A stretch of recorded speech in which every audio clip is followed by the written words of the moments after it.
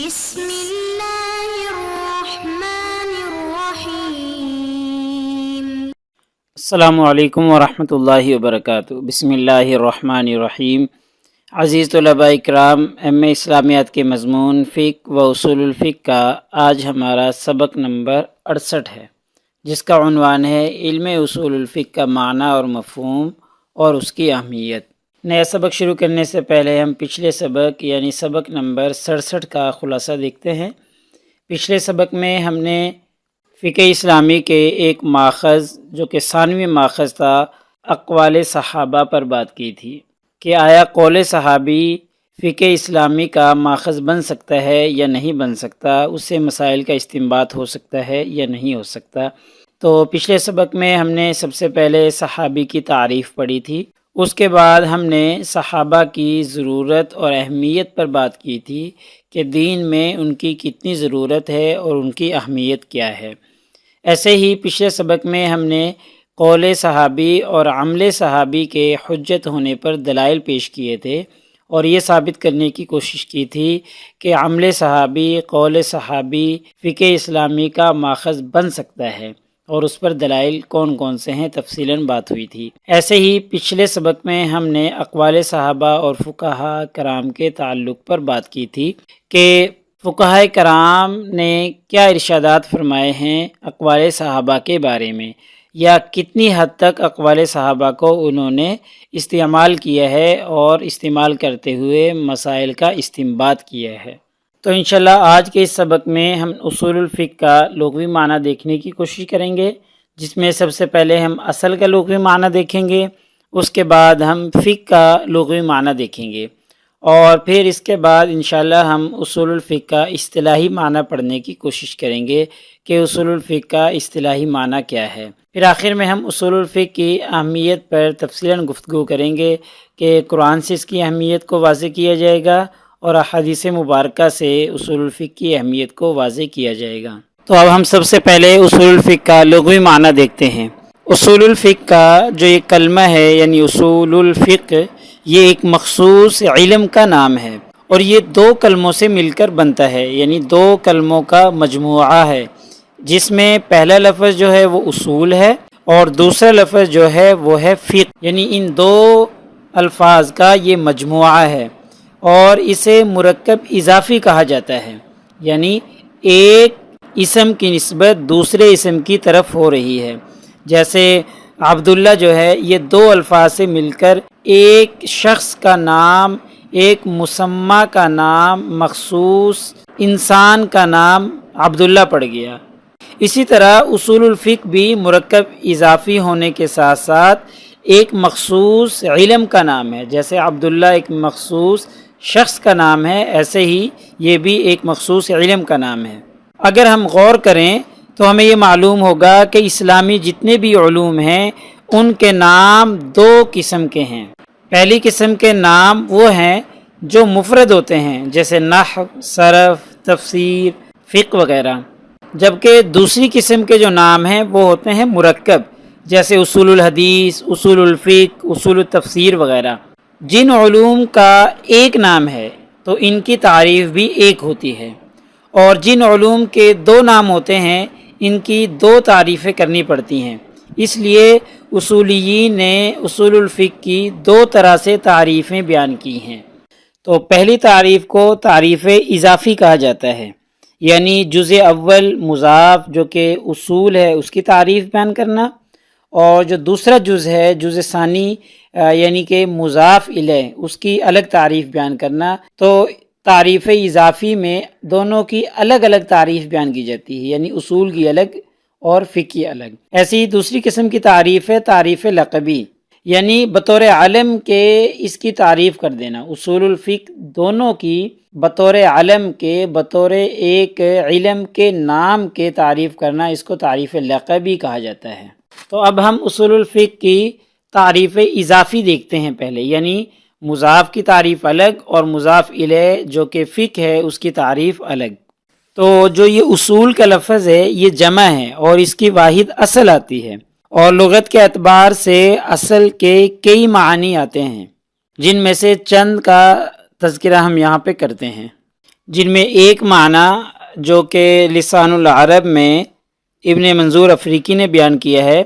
کہ ما یبنا علیہ غیرہ سواء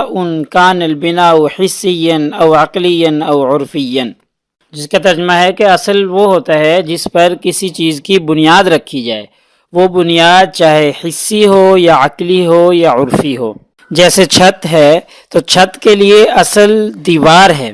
دیوار کے اوپر اس کی بنیاد رکھی ہوئی ہے۔ ایسے ہی اولاد کے لیے باپ جو ہے وہ اصل کا درجہ رکھتا ہے کہ باپ اصل ہوتا ہے اور اس کے بعد اس کی اولاد ہوتی ہے۔ ایسے ہی دوسرا اس کا لغوی معنی اصل کا المحصول میں امام راضی رحمہ اللہ نے بیان کیا ہے کہ اصل کا معنی ہے المحتاج الیہ، یعنی جس کی طرف احتیاج ہو، جس کی ضرورت ہو، جس کی طرف انسان کو محتاج ہونا پڑتا ہو، اس کو اصل کہا جاتا ہے۔ اب ہم اصل کا اصطلاحی معنی دیکھتے ہیں، تو جیسے اصل کے بہت سے لغوی معنی آتے ہیں، ایسے ہی اس کے اصطلاحی معنی بھی بہت سے بیان کیے جاتے ہیں، جن میں سب سے پہلا ہے دلیل، یعنی فقہ اور اصول الفقہ کی کتابوں میں اکثر دیکھا گیا ہے کہ اصل کا لفظ دلیل کے معنی میں کثرت سے استعمال ہوتا ہے۔ مثلا جب بولا جاتا ہے کہ اصل هذه المسألہ الکتاب والسنہ، تو اس کا مطلب یہ ہوتا ہے کہ اس مسئلے کی بنیاد، اس مسئلے کی دلیل کیا ہے، تو وہ دلیل کتاب اور سنت ہوتی ہے، تو یہ کہا جاتا ہے، تو اس کا مطلب یہ ہے کہ اس کا اصطلاحی معنی دلیل ہوتا ہے۔ ایسے ہی جب کہا جاتا ہے الاصل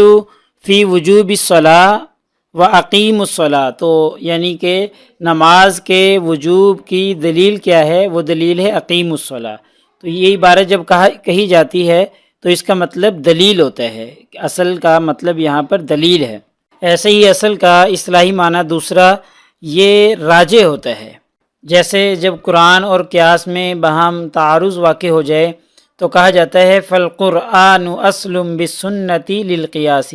یعنی قرآن جو ہے وہ قیاس کے مقابلے میں اصل ہے۔ مطلب کیا ہے؟ مطلب یہ ہے کہ قرآن کو قیاس پر ترجیح دی جائے گی، تو یہاں پر اصل کا جو معنی ہوتا ہے وہ راجح ہوتا ہے، ترجیح دینا ہوتا ہے۔ ایسے ہی اس کا ایک اصطلاحی معنی قاعدہ بھی ہوتا ہے، جیسے نبی کریم صلی اللہ علیہ وسلم کا فرمان ہے لا ضرر ولا ضرار،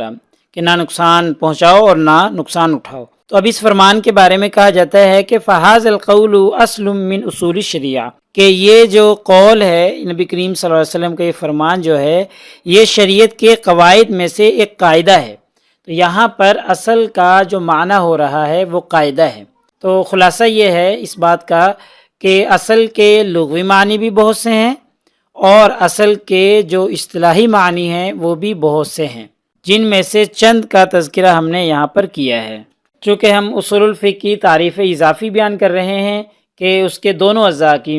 یعنی مضاف کی بھی اور مضاف الیہ کی بھی، تو اب ہم اصول فقہ کے دوسرے جز یعنی فقہ کی تعریف بیان کرتے ہیں۔ اصول کی تعریف ہم نے پیچھے دیکھ لی ہے، تو فقہ کا لغوی معنی اور فقہ کا اصطلاحی معنی ہم بالکل ابتدائی اسباق میں بیان کر چکے ہیں، وہاں سے دیکھ لیے جائیں۔ یعنی ان اسباق میں ہم نے بیان کیا تھا کہ فقہ کا لغوی معنی فہم ہوتا ہے، ادراک ہوتا ہے، سمجھ بوجھ پیدا کرنا ہوتا ہے، اور اس کا اصطلاحی معنی ایک ہم نے یہ بیان کیا تھا کہ معرفت النفسی ما لہا وما علیہا، تفصیلاً اس پہ ہم نے گفتگو کی تھی کہ حلال حرام جائز ناجائز کے جاننے کا نام فقہ ہے۔ ایسی دوسری تعریف ہم نے وہاں پر یہ بیان کی تھی کہ العلم بالاحکام شریعتی العملیتی من ادلتہ التفصیلیہ، کہ شریعت کے عملی احکام کا ادلہ تفصیلیہ سے علم حاصل کرنا، تو جو علم حاصل ہوگا اس کا نام فقہ رکھا جائے گا۔ تو تفصیلاً ہم نے وہاں پر گفتگو کر لی تھی، وہاں سے دیکھ لیے جائیں۔ تو اب ہم اصول الفقہ کا اصطلاحی معنی دیکھتے ہیں، جسے تعریف لقبی کہا جاتا ہے، یعنی اصول اور فقہ دونوں کی مجموعی اعتبار سے تعریف کی جائے گی، اور بطور علم کے، بطور ایک علم کے مسمى، ایک علم کے نام کے طور پر تعریف کی جائے گی۔ لہٰذا علماء اصول نے مختلف انداز میں اصول فقہ کی تعریف بیان کی ہے۔ تو پہلی تعریف یہ بیان کی جاتی ہے کہ فَهُوَ الْأَدِلَّةُ الَّتِي يُبْنَى عَلَيْهَا الْفِقْهُ وَمَا يَتَوَسَّلُ بِهَا إِلَى الْأَدِلَّةِ عَلَى سَبِيلِ الْإِجْمَالِ۔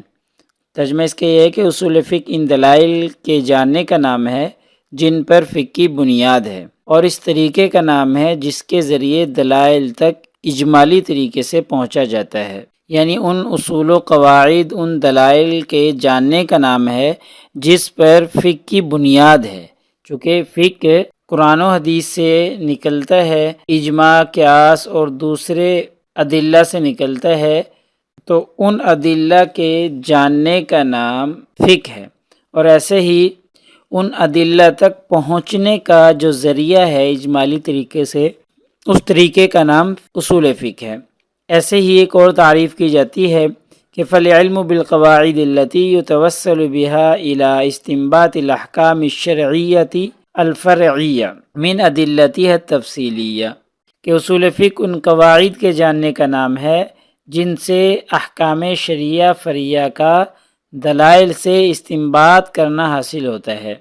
یعنی احکام شرعیہ فرعیہ کا جو استنباط کیا جاتا ہے دلائل تفصیلیہ سے، اور دلائل تفصیلیہ کون سے ہیں؟ قرآن ہے، حدیث ہے، اجماع، قیاس، اور ایسے ہی دوسرے ادلہ جو ہیں ثانوی ماخذ جن کو کہا جاتا ہے۔ تو ان دلائل سے مسائل کا استنباط کرنے کا جو طریقہ ہے، استنباط کرنے کے جو قواعد ہیں، ان قواعد کے جاننے کا نام اصول فقہ رکھا جاتا ہے۔ ایسے ہی محاضرات فقہ میں ڈاکٹر محمود احمد غازی نے اصول فقہ کی تعریف ان الفاظ میں کی ہے، اور بڑی آسان اور بڑی جامع اور معنی تعریف بیان فرمائی ہے کہ اصول فقہ سے مراد وہ قواعد و ضوابط اور وہ اصول ہیں جن سے کام لے کر ایک فقیہ قرآن مجید، سنت رسول اور شریعت کے دوسرے ماخذ سے فقہی احکام معلوم کرتا ہے، اور روزمرہ پیش آنے والے عملی مسائل کے لیے تفصیلی ہدایات مرتب کرتا ہے، یعنی شریعت کے عملی احکام کو ان کے تفصیلی دلائل سے معلوم کرنے میں جو قواعد و ضوابط معاون ثابت ہوتے ہیں، ان قواعد و ضوابط کے مجموعے کا نام اصول فقہ ہے۔ اب ہم اصول فقہ کی اہمیت کے بارے میں بات کرتے ہیں۔ تو اصول فقہ کی اہمیت کے بارے میں ڈاکٹر محمود احمد غازی نے اپنی کتاب محاضرات فقہ میں بتایا ہے کہ یہ علم نہ صرف اسلامی علوم میں بلکہ تمام انسانی علوم و فنون میں ایک منفرد شان رکھتا ہے۔ یہ عقل و نقل کے امتیاز کا ایک ایسا منفرد نمونہ ہے جس کی مثال نہ صرف اسلام کی تاریخ میں بلکہ دوسرے علوم و فنون کی تاریخ میں بھی ناپید ہے۔ ایسے ہی اصول الفقہ کی اہمیت کے بارے میں عبدالوہاب خلاق نے اپنی کتاب علم اصول الفقہ میں لکھا ہے، جس کا ترجمہ یہ ہے کہ علم اصول الفقہ سے کوئی بھی مجتہد مستغنی نہیں ہو سکتا۔ نصوص کے بیان میں یا وہ مقام جہاں نص وارد نہیں ہوئی، اور نہ ہی مسائل کی تطبیق کی جا سکتی ہے، نہ ہی عدل کے تقاضوں کو پورا کیا جا سکتا ہے جو فی الحقیقت شارع کا مقصد ہے۔ فقیہ بحث کو سمجھ سکتا ہے اور نہ درس دے سکتا ہے اور نہ املا کرا سکتا ہے، اور نہ ہی مذاہب کے مابین آراء کا تقابل کرنے کی صلاحیت رکھتا ہے۔ یعنی کہ یہ کتنے ہی کام ہیں، اگر اصول الفقہ موجود نہ ہو تو یہ کام نہیں ہو سکتے۔ تو یہ اصول الفقہ کی اہمیت ہے۔ لہٰذا آج کے ہمارے سبق کا خلاصہ یہ بنتا ہے کہ آج کے سبق میں ہم نے اصول الفقہ کا لغوی معنی سیکھا، جس میں اصل کا لغوی معنی اور فقہ کا لغوی معنی پڑھا تھا۔ ایسے ہی اصول الفقہ کا اصطلاحی معنی دیکھا ہم نے، اور دونوں تعریفات پر ہم نے تفصیلاً گفتگو کی ہے، تعریف اضافی اور تعریف لقبی، اور آخر میں ہم نے اصول الفقہ کی اہمیت کے بارے میں تبصرہ کیا ہے۔ اگر پیپر میں پوچھے جانے والے سوالات سے متعلق گفتگو کی جائے تو یہ دو قسم کے سوالات پوچھے جاتے ہیں کہ اصول فقہ کا معنی اور مفہوم واضح کریں،